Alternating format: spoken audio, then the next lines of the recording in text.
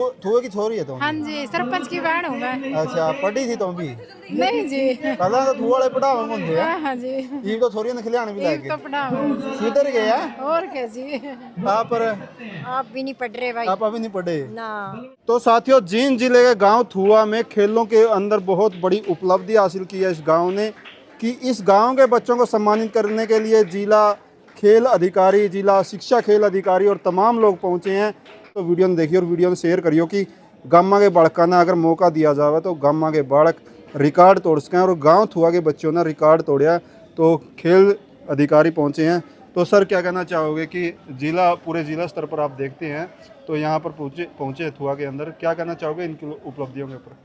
मैं सबसे पहले तो सारे खिलाड़ी और जो इनका क्लब जो संचालित कर रहे हैं और बड़े बुजुर्ग हैं उनको धन्यवाद बोलना चाहूँगा कि भाई आप लोगों ने बहुत अच्छा एक काम कर रखा है। स्पोर्ट्स को बढ़ावा देने के लिए आप लोग बड़ा अच्छा सहयोग दे रहे हैं, बढ़िया काम कर रहे हैं। और जितने भी खिलाड़ी हमारे यहाँ डिस्ट्रिक्ट में पोजीशन लाए हैं और स्टेट के लिए जो सिलेक्ट हुए हैं उन सबको बहुत मेरी तरफ से बहुत बहुत बधाइयाँ देना चाहूँगा कि और इनके उज्जवल भविष्य की कामना करूँगा कि भाई ये बच्चे जो है ना आगे भी अपना स्टेट में भी पोजीशन लेके आएँ, ये कामना करूँगा। तो सर पूरे जिले की नर्सरियां देखते हैं वैसे तो कि कोच जो हैं पूरे नर्सरियां चलाते हैं, लेकिन ये भी देखने को मिलता है कि हमारी तो डीएसओ साहब के साथ जान प्रयाण काम चल रहेगा।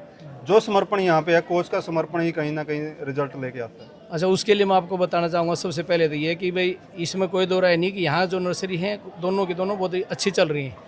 इसके बाद दूसरी बात जो आपने बोला था कि भाई हमारे डीएसओ के साथ संबंध है, डीएसओ के साथ किसी का कोई संबंध नहीं है। डीएसओ कोई भी हो, चाहे मेरी मतलब मौसी का लड़का है, मैं अगर चेक करके आता हूँ और मुझे नहीं मिलता तो ये जीते जागते एग्जाम्पल होंगे। एजुकेशन वाले भी टीचर हैं मेरे साथ और बाकी जो नर्सरी वाले जो हमारे यहाँ के कोचेज हैं वो बता देंगे आपको कि अपना किसी के साथ भाई भतीजावाद नहीं होता।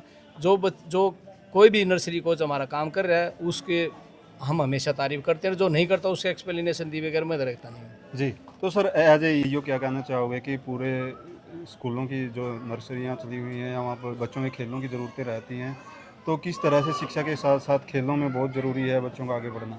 सबसे पहले तो मैं थुआ ग्राम पंचायत और युवा क्लब का धन्यवाद करूंगा कि उन्होंने इतना अच्छा यहाँ ग्राउंड मेंटेन कर रखा है और इतना अच्छा माहौल बच्चों को दिया है।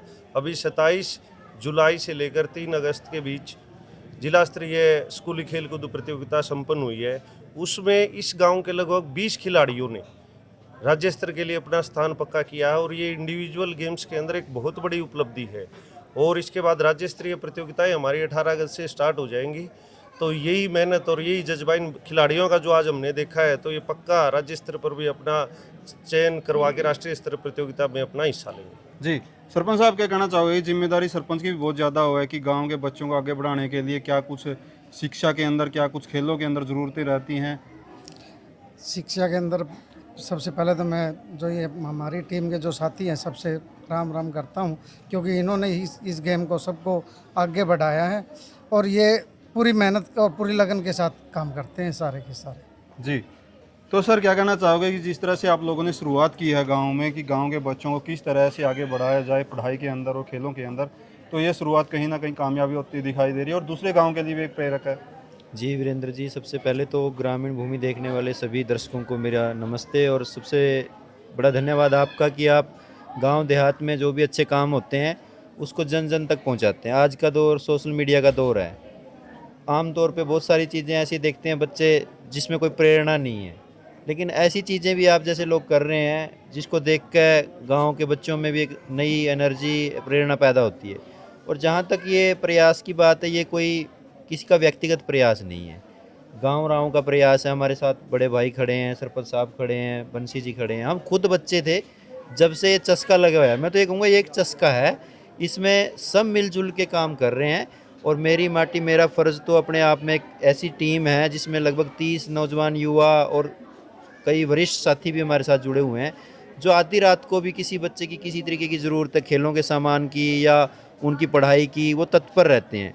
तो कोई एकता में बल है, सब मिलके काम करते हैं तो रिजल्ट आते हैं। अगर मैं की बजाय हम की भावना हो, हम सब मिलके चलें, तो मैं मानता हूं कि ये गांव, ये जिला जींद राष्ट्रीय स्तर के और अंतर्राष्ट्रीय स्तर के खिलाड़ी दे सकता है। और ये लगभग 15 साल की मेहनत है, कोई एक दिन का प्रयास नहीं है। और ये तब 15 साल तक चल रही है जब सब तन मन धन से निस्वार्थ भाव से काम करते हैं। किसी का कोई निहित स्वार्थ नहीं है यहाँ पे। तो ये एक बहुत बड़ी कामयाबी मैं अपने गांव के लिए मानता हूँ और सबका सहयोग आगे भी बना रहेगा। तो और सर क्या कहना चाहोगे कि जिस तरह यहाँ खेलन वाले भी होंगे गाँव में खिलाने वाले भी होंगे, गाँव के सहयोग की और गाँव की प्रेरणा की जरूरत रहे कि गाँव में स्टेडियम की बात करें तो बहुत दूर जाएगा स्टेडियम है, वहाँ और ज़्यादा व्यवस्था की जरूरत है। सरपंच साहब भी खड़े हैं, गाँव के लोग भी खड़े हैं, कितना तत्पर है समाज और गाँव बच्चों के लिए? भाई हरिभूमि देखने वाले सारे दर्शकों राम राम। वीरेंद्र भाई बात इसी है, जैसे कि सुनील भाई ने बताया, कई सालों से ये मेहनत कर रहे हैं। जैसे कि हमारी बेटी पिंकी भी है, अब वो सीनियर है, योगा सहायक कोच है, वो भी बहुत मेहनत कर रही है ना। हमारे जो साथियों के नाम सौंपने लिए थे वो सारे साथी लगन से लग रहे हैं। लेकिन आज जो गांव का जो ये प्रोग्राम था आज का, या आज यूँ विशेष क्यों था, क्योंकि आज हमारे बीच में डीएसओ साहब आए और आके वहाँ बात करी जो धरातल से जुड़ी हुई हैं। हमने डीएसओ भी देखे हैं, पहला गए भी हैं, कोच डीपी भी देखे हैं, लेकिन आज की जो युवा पीढ़ी लाओ, जैसे कि करण जी हैं डीपी साहब और अन्य अभिमन्यु जी हैं या हमारे साथी हैं, इनकी जो सोच बदली हुई है पहले से। ये बात जितनी डीएसओ साहब अभी आपसे बात कर रहे थे, मैं बधाई देना चाहता हूँ ऐसे हमारे स्पोर्ट्स ऑफिसर को जो यहाँ आकर एक धरातल की बात करते हैं, मिट्टी से जुड़ी हुई बात करते हैं। नहीं तो अफसर अपनी जिम्मेवारी निभा के चले जाते हैं। बहुत बहुत बधाई मैं इनको देना चाहता हूँ। और गांव का तो बेगौरव का विषय है, जो बच्चे ने आज रिजल्ट दिए हैं या योगा में जो प्रोमेस इन्होंने पाई है, बहुत बहुत धन्यवाद तो इनकी टीम को देना चाहता हूँ। रही आगे की बात भाई स्टेडियम की, बार बार लिख के दे लिया, हमारे पास मतलब शिमलाती भूमि नहीं है और जो शिमलाती किले हैं जितनी राह भी पक्का को नहीं, कच्चा रोड चौमासा का मौसम में तो बड़ी दिक्कत है। जो भूमि नहीं बोल रहा, वो गौचरांद, उसकी 5 किले हेर के इन साथियों ने वहाँ करे कुछ, लेकिन उसका रास्ता कच्चा है। और दूसरी बात, जो हमारी लड़की हैं 15-16 साल की, 14 साल की, उनको वहाँ भेजने में डर लगता है आज के ज़माने में, कि उनको साथ भी चाहिए, साथ जाने वाला आने वाला। अगर हमारा ग्राउंड का जो ये प्रबंध गांव के नज़दीक हो जाए, हालांकि ज़मीन है, प्रशासन से सरकार से हम तो हाथ जोड़ गए ये रिक्वेस्ट करते हैं कि गांव के नज़दीक कोई स्टेडियम दे दे। मैं गारंटी देता हूँ 10 बूढ़े वहाँ कब्र के बैठेंगे स्टेडियम के अंदर, कोई दिक्कत नहीं होगी। लेकिन हम पैरा नहीं दे पाते क्योंकि 20 किले दूर गांव से स्टेडियम का कोई फायदा नहीं होता। यही हम गुजारिश करते हैं प्रशासन से। तो करण सिंह जी क्या कहना चाहोगे, जिस तरह से आप डीपीपीटी तो सारे स्कूलों में हैं, लेकिन 1 तारीख की बाट देखें जाए कद सी तनख्वाह होगी और अपनी ड्यूटी तो मतलब रखें ना कि जिम्मेदारी तय।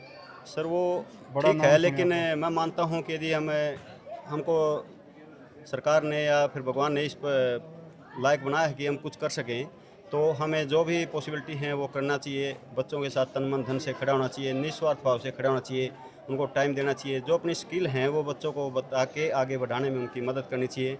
और इस मौके पर आज डीएसओ सर हमारे बीच में आए हैं, बहुत बहुत धन्यवाद करते हैं सर का यहाँ पर। और एक छोटी ही बात बताना चाहूँगा, ज़्यादा टाइम नहीं है, कि डीएसओ सर से मिलने गए, इतने सरल, अच्छे और इतने ईमानदार, सहनशील सर डीएसओ की पोस्ट पे मैंने अपनी लाइफ में पहली बार देखी। सर वहाँ इतना टाइम दिया, इतने प्यार से बोले, हमको खुद डीएसओ की पोस्ट पे होते हुए भी नीचे तक छोड़ने आए, काफ़ी देर तक इतने प्यार से बात की, ऐसा पहली बार देखा है। और मुनीत जी एईओ अपने जींद, तो सर भी यहाँ पर पहले रह चुके हैं कुछ समय, और सर भी एक बुलावे पर बच्चों के प्यार के लिए, बच्चों को संबोधित करने के लिए और स्पोर्ट्स को आगे बढ़ाने के लिए हमारे बीच में आए।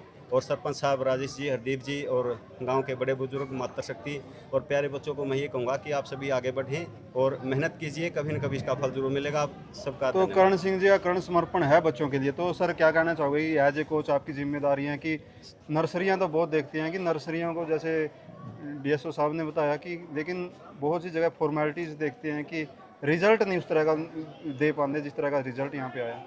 सर मैं सबसे पहले धन्यवाद देना चाहूँगा जो अपने खेल विभाग और शिक्षा विभाग के जो आला अधिकारी आज हमारे बीच में पधारे हैं, उनका बहुत बहुत धन्यवाद। जो आज बच्चों का उन्होंने प्रोत्साहन किया है, उनका मनोबल बढ़ाया है। और मैं डीएसओ साहब का विशेष रूप से धन्यवाद देना चाहूँगा जी। जो सरकार का उद्देश्य है ग्रास रूट लेवल पर छोटे खिलाड़ी तैयार करना, फिर बड़े लेवल पर धीरे धीरे बढ़ाएं, तो ग्रामीण लेवल तक और इंटरनेशनल लेवल तक के बच्चे तैयार करने का जिस नर्सरी का अपने गाँव का डीएसओ साहब का उद्देश्य है जी, वो उद्देश्य हम जी पूरा करने लग रहे हैं जी। उस खातर अपनी जी तोड़ मेहनत कराएंगे जी। तो साथियों देश कहें कि बड़े अधिकारी से लेकर तरला कर्मचारी लग की सबकी जिम्मेदारी बने कि बड़का खातर कितना समर्पण है।